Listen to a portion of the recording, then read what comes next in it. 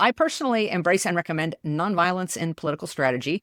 And I do this for a few reasons, and here are some of them. The first is that political violence tends to beget more political violence and add to long-term instability. The World War was a red nightmare, and it seems incredible that it should have started with such a relatively unimportant event as the assassination of the Archduke Leopold of Austria.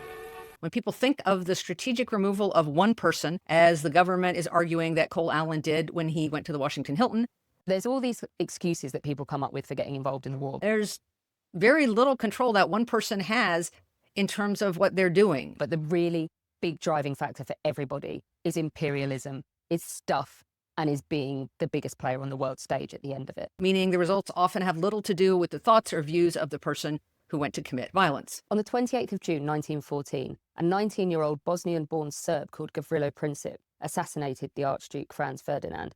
It's a miracle he pulled it off because he and his friends were grossly incompetent. Violence often morphs and warps and does harm far beyond the intentions of the person or party or government that inflicts it. What Austria-Hungary does is seize the assassination as an excuse to put them in their place. Now, they're not trying to start a world war. I think what practitioners imagine as righteous violence, you couldn't afford, if you were a major imperial power, not to have a seat at the table at the end. And really, that's the excuse. Often as not gets hijacked, interrupted, and corrupted. The second reason is that you can't win gains without strategy. C.T. Vivian, a close friend and advisor to Dr. King. You can't be strategic without discipline. Senator Barack Obama in 2007 called him the greatest preacher to ever live. Discipline in action is important to build community and coalition. 50 years ago, Vivian was punched in the face by Dallas County Sheriff Jim Clark on the courthouse steps in Selma as he tried to escort a group of African Americans inside to register to vote. And while communal violence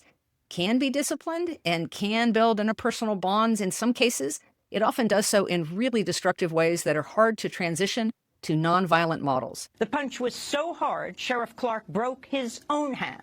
C.T. Vivian began by talking about the power of nonviolence. If you never manage to transition to a nonviolent model, what was given to us from its very beginnings is an understanding that we could not win by killing. Communities organized principally around committing violence don't have a great long-term track record. Light doesn't come because of darkness. And the third reason is one that really just boils down to personal preference in some ways.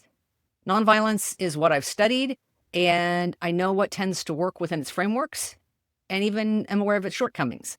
If I'm going to be strategic, I'm going to use the tools I know how to use. Sometimes that might limit my toolbox, but I feel a responsibility when I swing a hammer. I want to know what I'm building and how it's going to be put together.